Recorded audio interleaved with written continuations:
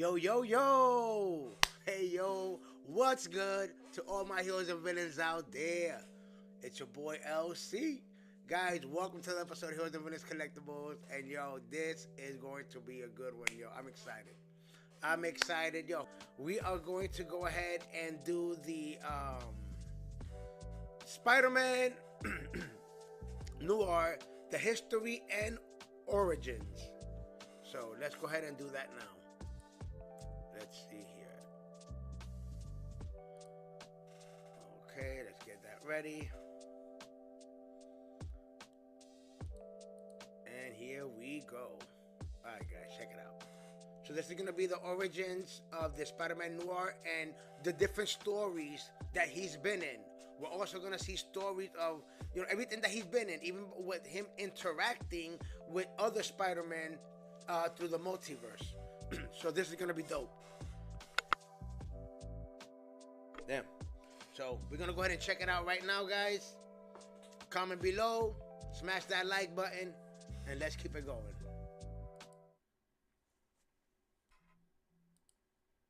Noir take on arguably one of the most— Today is all about a Depression era noir take on arguably one of the most popular, iconic characters in comic book history. Today we're going to answer the question, who is Spider-Man Noir? To get there, we first have to talk about the Marvel Comics Noir universe. In 2006, a guy named Fabrice Sapolsky had an inspired idea. Sapolsky took his idea to writer David Hine, and Hine worked on the concept with him for a few years. The idea grew and blossomed into an entire universe that combined elements of pulp fiction and film noir. Inspired by elements of work by Fritz Lang and the German Expressionist movement, noir is a style of film focused on heavy themes like crime and mystery that are draped in dramatic blacks and whites and heavy inks, along with moody, sometimes stark, mise-en-scene and dramatic chiaroscuro lighting effects, and brought to life with characters who are moody and pessimistic and cynical, or gritty and weary from the weight of the world, a world of hard-boiled detectives and devilish femme fatales. Pulp fiction, on the other hand, hit the literary world around the same time, following in the footsteps of things like Penny Dreadfuls and Munsey's Argosy magazine, for example. They were printed on cheap paper to make inexpensive, accessible literature for mass consumption. From horror to sci-fi to mystery to romance, the pulp novels often featured bright, bold cover art that was salacious, scandalous, and frequently violent. Stark contrast to film noir representation. Hine's idea was for a Marvel Earth 90214 and an entire universe centered around the combination of those two concepts combined with the Marvel Universe, and thus was born the likes of Daredevil Noir, Luke Cage Noir, X-Men Noir, Wolverine, Punisher, and yes, Spider-Man Noir as well. And Earth 90214 is of course a nod to LA, the site of many a story, and within the city, the very town making film noir itself. A term coined by French critic Nino Frank in an essay in L'Écran Français about crime films like The Maltese Falcon, Murder My Sweet, and Laura. So in February of 2009, Spider-Man Noir was born. The time and story is January 1933, and the place is cold, snowy, winter New York City. For world context, this is right in the midst of the Great Depression, and just as a guy named Adolf Hitler was appointed as Chancellor of Germany, just before a massive banking system collapse in the USA, just before FDR was inaugurated as the 32nd President of the United States, and a full year before Prohibition would be repealed. When we first meet Spider-Man Noir, the police had burst into J. Jonah Jameson's office at the Daily Bugle after he'd called to say he'd been shot, and there was a dark figure crouched atop Jameson's desk. In this figure's right hand was a silver revolver. Did he do it? Did he shoot Jameson? This was Spider-Man. Yes, he was just Spider-Man in his universe. Shot the cops, but he shot them with his webbing, and then he swung out the window into the frigid winter night. So what truly happened? A murder mystery was afoot. Let's roll it back 3 weeks. The rest of the city was faring no better, crouching around fires in their Hooverville shantytowns as people like May Parker pontificated about how they'd been done wrong by Hoover and the ruling elite. A reporter named Ben Urich was out on assignment for the paper, while people like Montana, Fancy Dan, and the Ox worked protective detail and as enforcers for Norman Osborn, the guy going by the ominous name The Goblin. Parker was there too, watching May's soapbox speech, and despite the heavy, wet snow falling around them, it was a veritable tinderbox ready to burn. Urich drove Peter and May to the Bowery Welfare Center, where they helped out with hot meals and welfare to those in need, even as Goblin and the enforcers plotted how to get back at them. In this world, Peter believed that it was Goblin and his mob that killed his Uncle Ben, a former pilot in the Great War. Ben took Peter to a speakeasy run by Felicia Hardy, named, appropriately, the Black Cat. Urich wanted to show Parker the clientele. Norman Osborn Osborn Mayor Strider, the chief vice squad detective, a brothel king named Alcuno, and an industrialist named Adolphus Crane. It was a tangled web of payments, payoffs, and assassinations. Uncle Ben and his welfare group were too socialist for these guys, and so Ben had needed to be taken off the board. Goblin was also hanging out with Craven and Vulture. Peter got into a scuffle with these rabble-rousers, and Felicia ended up kicking them out of her bar. Peter couldn't help himself, especially when he threw a couple fingers of whiskey at Norman Osborn. Peter understood why Urich brought him there, and he heard his message, that his fight would be a futile one that he would ultimately lose. But this did not dissuade young Peter Parker. He would stand up and he would fight back. Urich had another idea. They went to see Jameson at the paper, who paired them up together, where Urich would write and Parker would try to get the pictures for the articles. Later, Peter opened up to Urich, telling him that he was the one to happen upon his uncle's mutilated body, and it turns out that Urich was there when Goblin's mom did the deed. Well, Vulture cannibalized Ben Parker in a gruesome manner. Peter continued to work the streets with Urich and growing increasingly angry at how high the corruption went, that people were suffering and hurting, and seemingly no one was stepping up. There had to be somebody, Parker said, who would do something. And later, quoting his Uncle Ben, said, "If those in power can't be trusted, it's up to the people to remove them." One time, Urich, who it turns out was on Osborn's payroll as well, plot twist there, nodded off from the heroin in his needle, just as Parker got a tip that Goblin's goons were taking a shipment diverted from the Metropolitan Museum, a tipster who called him the Spider and he the Fly, a reference to Mary Howitt's 1829 poem. At the warehouse, a cluster of spiders crawled out of a box, followed by a spider god. The spiders found the spying Peter Parker and one bit Parker, while the spider god loomed menacingly above him. Parker fell from the rafters but landed on his feet. Parker now had powers, and the power to step up. He wasted no time going right for Osborn's men, crashing through a window wall to attack Goblin, Vulture, and Craven in his new all-black costume. He was trying to get Osborn to stop with all the crime, and that's when Urich walked in, revealing that he too was on the payroll. Parker was livid as Urich ran out into the street. Peter confronted Urich, calling him a drunk and a junkie, and Urich recognized Parker under the mask. Goblin and the enforcers tried to shoot him, but Parker was able to get away. And then, as it appeared that J. Jonah Jameson shot Urich, Parker went out into the cold again, gun in hand, to go after Goblin. Parker went back to Felicia Hardy at the Black Cat and said that Urich was fond of Parker, that he was going to turn in all the evidence that he had, despite being on Goblin's payroll, and that he wanted to be better for Peter. But that decision is what got him killed. Felicia gave Peter all the evidence that Urich had stored in a safe at her speakeasy. Parker couldn't take it to the Bugle, and he couldn't take it to the police, for they were all on the take. He had to use the intel himself to fight back. At Urich's funeral, their boss Jameson approached Parker to ask questions, and his spider sense went off. Something was amiss. Parker started to go out as Spider-Man every night, using Urich's intel to find the Goblin's stash houses and warehouses and operation centers and all his capos and bosses and hoodlums and all of their associates. And every time he did this, he left a calling card so Osborn would know exactly who was coming for him. Parker ended up confronting Jameson in his office, but Jameson was already shot and bleeding out, which means we've caught up to the present and the opening scene from this miniseries. As Peter investigated, he discovered that that wasn't even Jameson. Nope, in fact, it was a guy named the Chameleon, disguised as Jonah. The real Jonah was trapped in one of Craven's cages being interrogated by Goblin. So Goblin sent the cannibal Vulture to retrieve Peter, but instead of Peter, he found Aunt May. Spider-Man got there just in time to gun Vulture down, saving Aunt May, though she was mad he'd shot an unarmed man. And the words she said resonated with him and stayed with him. Parker then went to Craven's house of torture in the meatpacking district to find that they'd also had Felicia captured. Turns out that Felicia was with Ben when he was shot, as that's when she was picking up his files, and it was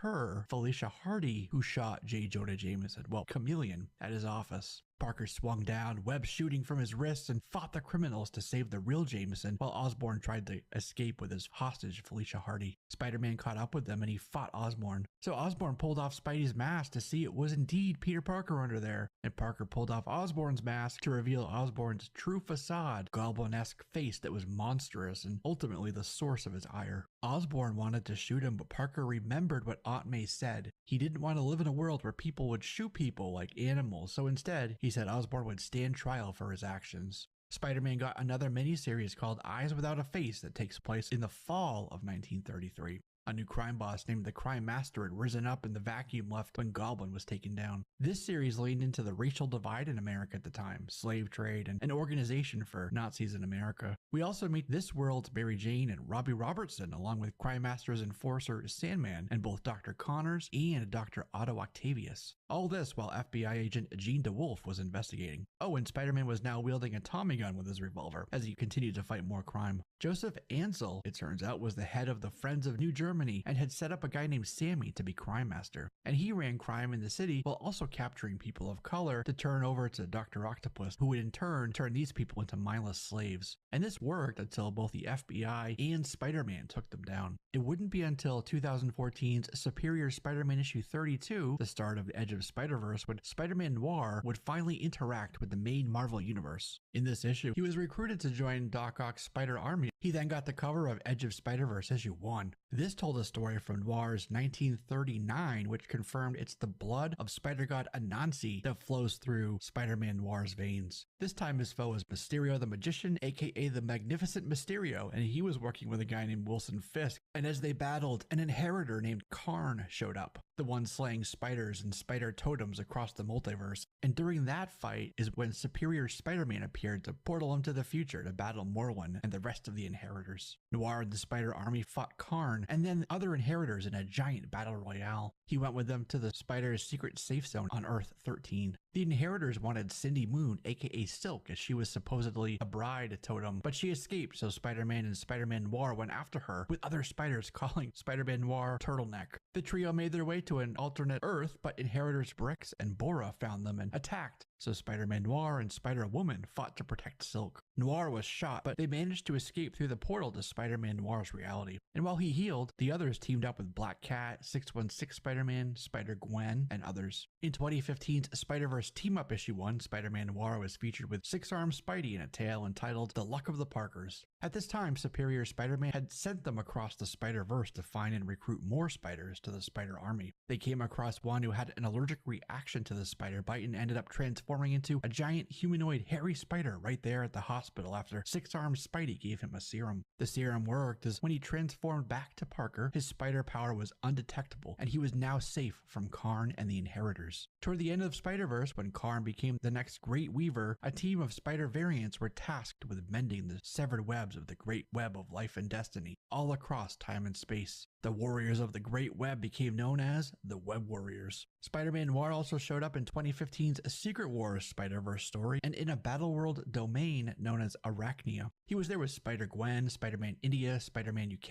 and Anya Corazon, aka Spider-Girl. They fought Tombstone, used a sonic weapon on Carnage, and battled the nastiest of Spider-Man's rogues gallery. In the new Marvel post-Secret Wars reality of 2015, one of the team's first stops was the year 1602 to fight a team called the Sinister Sextet. They then went to Earth 3015 to fight that world's Sinister Six, but it was a low-powered animated reality, and so it was a low threat and a good place to practice working together as a Web Warriors team as they operated out of their base, which was located on Earth 001, aka Loomworld. When Gwen was captured, they then had to take on a multiversal army of Electros, attempting to create their own Electroverse. They had a big battle on Loomworld when the Electros breached the portals and assaulted Karn and the Web. The Web Warriors took Karn to the Victorian steampunk realm of May Riley, aka Lady Spider, and her foes, the Six Men of Sinistry. They lured the Electros into a massive Faraday cage and trapped them inside, though they lost Spider-Man UK and Mayday Parker in that operation. Next, they took on an army of Venoms on Spider-Man India's world who drew their power from an ancient amulet. Later, they took on Doctor Doom and his army of Docbots, and then ran into Megaborf Spider-Man's fighting. And then when the Great Web began to be repaired, Spider-Man Noir was sent to his rainy, dreary, night-enshrouded Earth with Spider-Man India and Peter Porker the Spider-Ham. The team was separated and now stranded on different Earths. At the same time, the Electro Army broke out of that Faraday cage. In the Noir world, not only was Osborn alive again, but his Oscorp signs were plastered all over the city. Turns out that this is Harry Osborn and not Norman, and he appeared at a time when the strands of the web were becoming entangled and they were overlapping. Osborn said that they were responsible for the realities merging because they were the ones who were jumping around realities so much. And then Osborn stole one of the portal devices and knocked Spider-Man Noir out. This Harry Osborn on this world is now the one who got spider powers. Harry took his captives, Spider-Man Noir and Spider UK, back to Loom World, intent on destroying the web at its source. They managed to stop him and the Electro Army and restored the Great Web. He was then part of 2018's Spider-Geddon event when Superior Spider-Man was using the Inheritor's old tech. As they battled Otto next to his cloning tanks, Spider-Man Noir went to shoot them, and Morlun burst through the glass chamber and grabbed Spider-Man Noir by his face, with Noir shooting a few rounds from his guns into Morlun's center mass. It didn't work, so Spider-Man Noir shot a grenade and blew them both up, sacrificing himself for the greater good. But it turns out he wasn't truly dead yet. The Spider-God and indeed the Great Web still had need for Spider-Man Noir. Parker saw deep darkness, and then the Spider-God spoke to him briefly and sent him back to his Earth, where he reawakened, reborn in a web cocoon.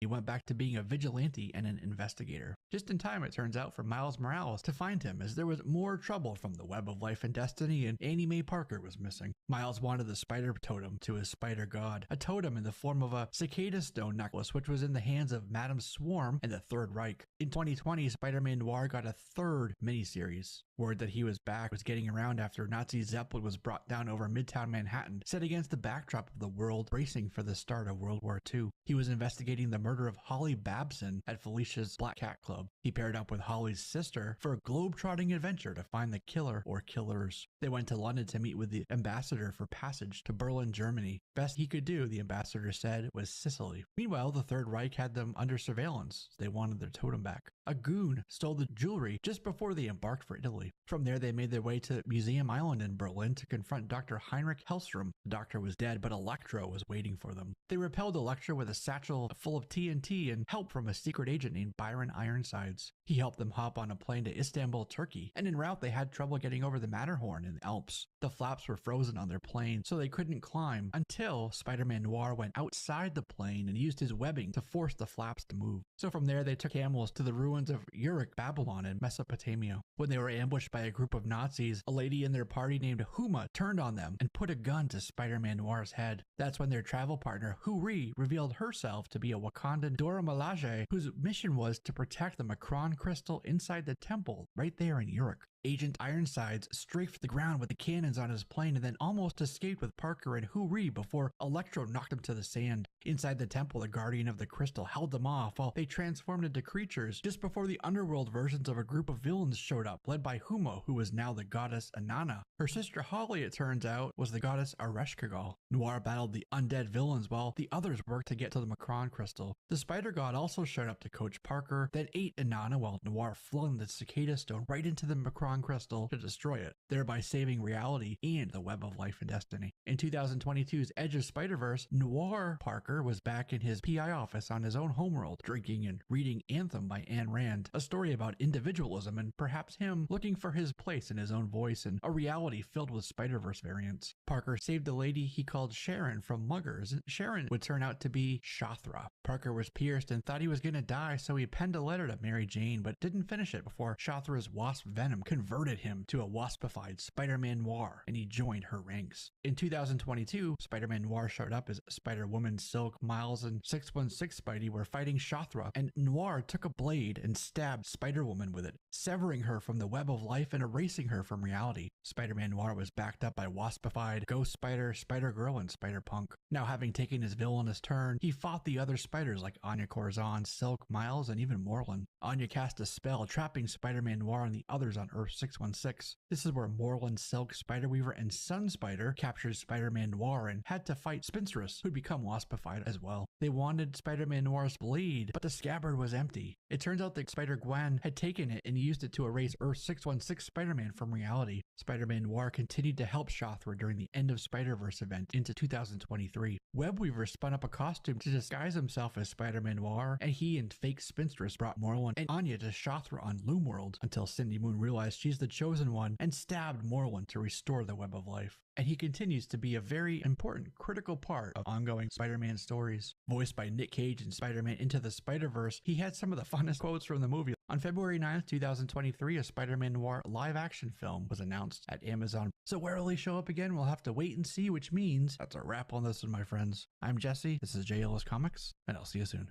Today is all about... That was good. That was good. Yo, shouts out JLS Comics. Guys, make sure you guys subscribe to his channel. That was a good one. That's a nice little history of Spider-Man Noir. Now, like I said, they can take parts of all of those comics that he was in, all of those storylines, and integrate it into the new Amazon show. So that would be dope. That way you guys can, now that you guys know a little bit of the history, then you go ahead and watch the show. Cause I'm gonna be looking out for things. You know what I mean? I'm really gonna be looking out for that. Oh my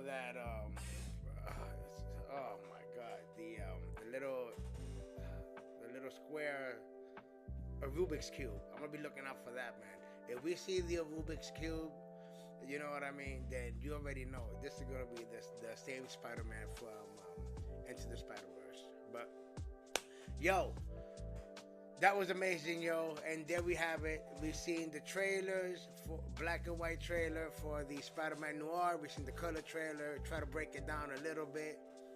Yo, for such a small trailer, it's jam-packed. I'm loving it. I'm loving it. And then here we go with some history and the origins of Spider-Man Noir. Guys, comment down below. Let me know you guys' thoughts. Let me know if you guys, at least now you guys have a little bit of history of the origin and who Spider-Man Noir is. So that way you're not walking into the show without knowing, you know what I mean? At least you know a little something from the comic books. Alright? So, with that all down, guys, check it out. Make sure you guys go ahead and check out the Heroes and Villains Collectibles Instagram. If you want to, go ahead and check out the collection, the Lego builds, the Marvel statues, the Marvel Hot Toys, the Ninja Turtle collection, all that good stuff. You know what I'm saying? Guys, once again, if it's the first time here on the channel, make sure you guys go ahead and subscribe to the channel, ring that bell, and let you know when I have all types of videos and live streams coming your way. Also, do me a solid, smash that like button. It does help out the channel. Alright, so with all that being said, guys, I'm going to end it here. This was dope. This was awesome. Hell, I'm hyped. I am hyped. So, comment below. Let me know your thoughts on all of this, guys. Let me know how you guys are feeling. Alright? So, with all that said and done, this has been another episode of Heroes and Villains Collectibles. Once again, if you guys like the story time, I know I haven't done them in a while. Comment below. Let me know if you guys want to see more story times and of which characters. Before this one, the last one I did was about Doctor Doom, the Avengers, the Secret Wars, because that's what's coming up now. So, but comment below, let me know what story time you guys want to see. Okay, so this has been another episode of Heroes and Villains Collectibles. I'm your boy, LC. Until next time, guys. Peace.